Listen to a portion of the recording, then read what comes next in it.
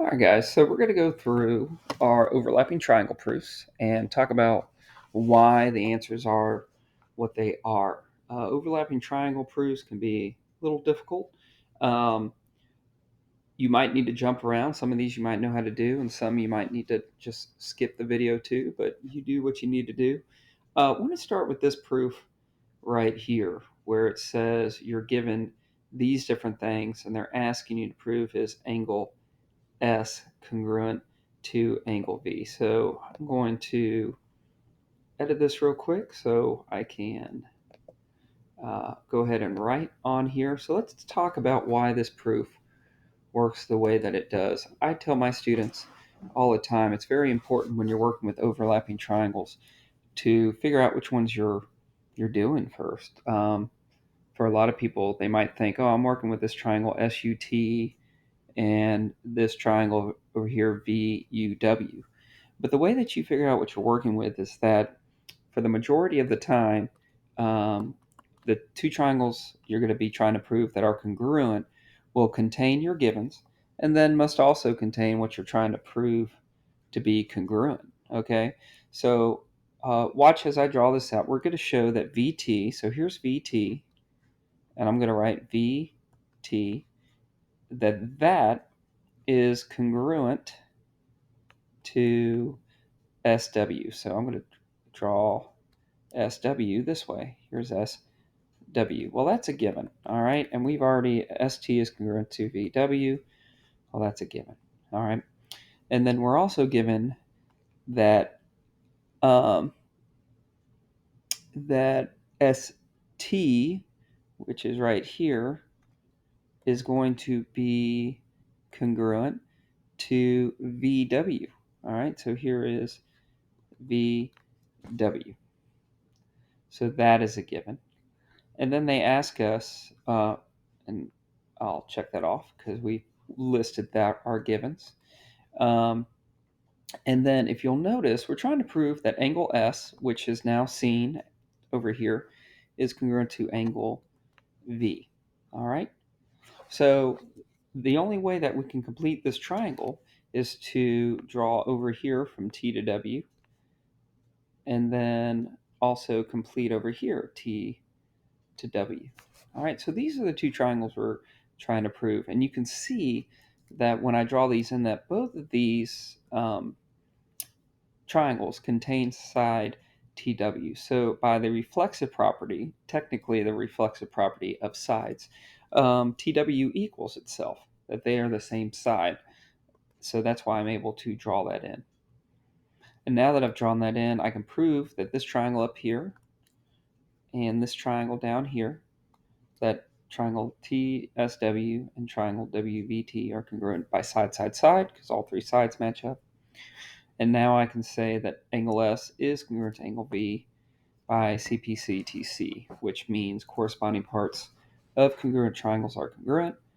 And just to be fun, I'm going to write my three dots, which in math basically just mean we're done. We have completed our proof. So that's how you do this overlapping proof right here. All right. Let's move on to this guy right here. All right, this one had a lot to it, so this will take a little bit more time. And my students tend to have this one bug them because there's a lot of things you have to list on this. And some of them are like duh statements, but you have to list them or you can't use them. So look at our givens here. We are given that two angles are congruent. We have that TSU is congruent to VWU, and we also know that U is going to be the midpoint of TV. So on this one, I've already marked this in, that angle TSU, it's that one right there, is congruent to angle VWU, okay? And then we also have that U is the midpoint of TV, which hasn't proven anything yet until we list it. All right, so let's try to, and what we're trying to prove here is that this angle here, STU, that this guy right here is congruent to this guy right here, WVU. VU, which is that guy right there. All right. So, like I said, remember last time that the two triangles you're going to be working with must contain the givens, and it must contain what you're trying to prove. So notice we're trying to prove this angle here is congruent to this angle here, and we're also given that that angle is congruent to this angle. So if I were to draw out the two separate triangles I'm working with, you're going to see that it's going to end up being these guys right here, triangle SUT, and then also triangle VUW. All right, so we have our given that we listed here, that this angle is congruent to this angle right here. And that's all we have so far. I listed the other given because remember, you can't use the given unless you list it. And remember, U being the midpoint of TV doesn't prove any sides, okay? You have to actually list it out. So because U is the midpoint of the side TV, then we know now that this TU is going to be congruent to this UV. But you have to list that. You have to say that TU is congruent to UV. And why is that? Because that's the definition of a midpoint. What does a midpoint do? Finds the middle point of a segment, cutting it into two congruent halves.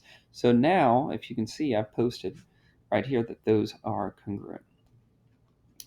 Our last one here, we are able to see that this angle here, angle SUT, is congruent to VUW because they are vertical angles. Now be careful, don't list it just as angle U. That would be incorrect. You need to list it by 3 points. And U is always going to be, that's going to be your vertex. The vertex is always going to be the middle letter. All right. So we have done that, and I always suggest marking your triangles. So when you get to the triangle shortcuts, you can see which triangles you're working with. So if we look at this now, we now see that TSU is congruent to VWU by our shortcut of angle, side. Notice that the side here is not included or in between the two angles that are marked. All right, so this is not going to be angle, side, angle, okay?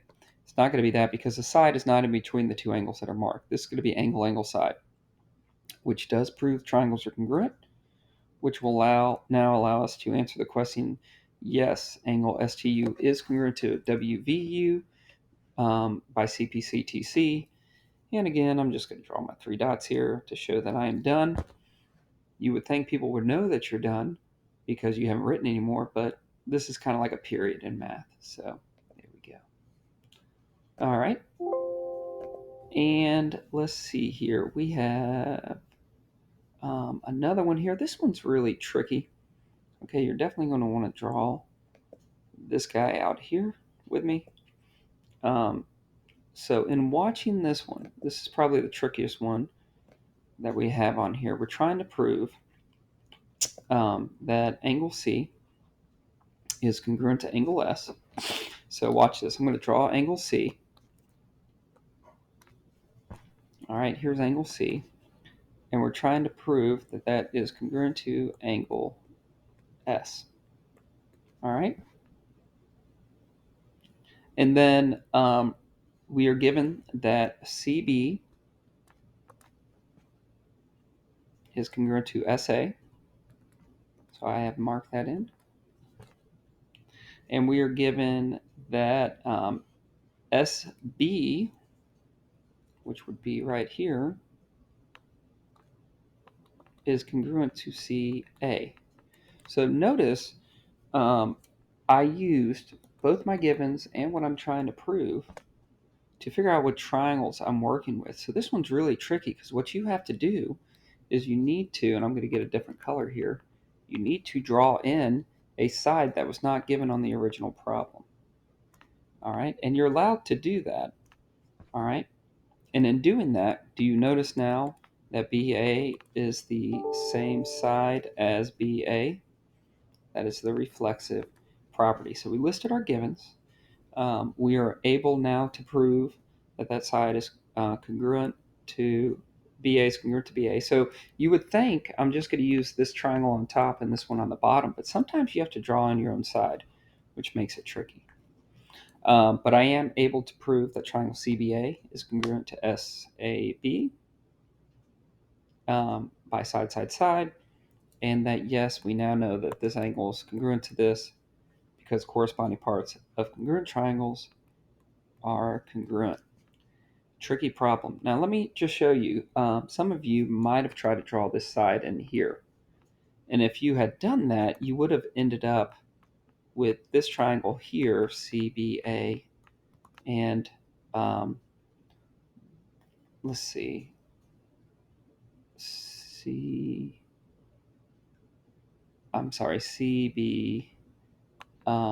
S, and this triangle here, you would have had CAS.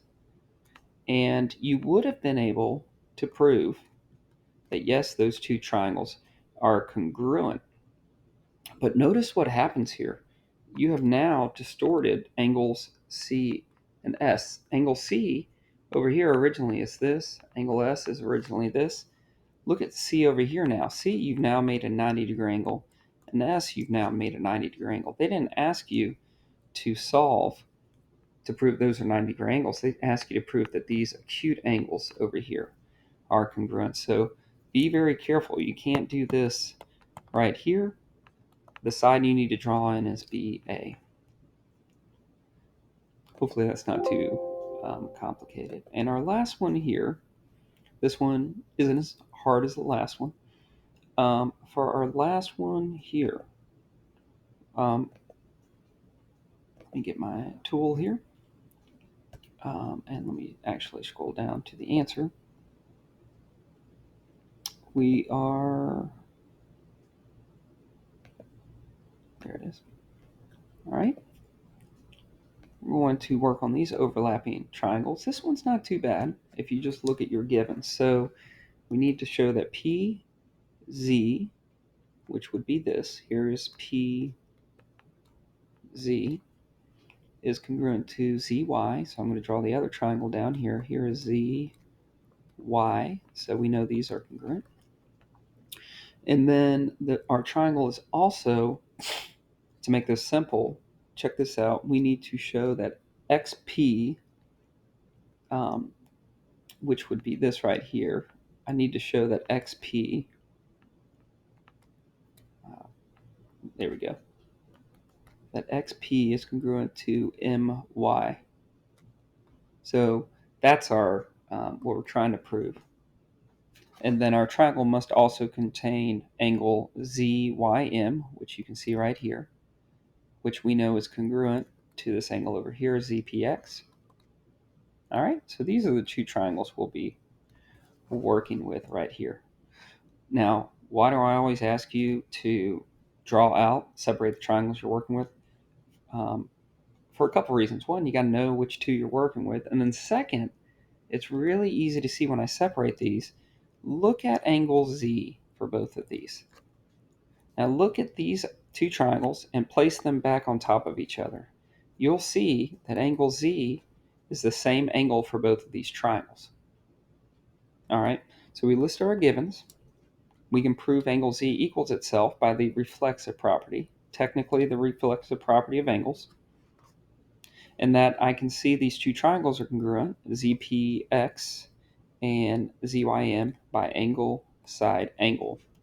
Notice the side is included between the two angles, which allows me to prove that XP is congruent to MY by CPC TC. These are some tough overlapping triangle problems. So feel free to do this as many times as you need to. The more you do proofs, the more patterns you start to see and the better you get. Hopefully this video was helpful. We'll see you next time.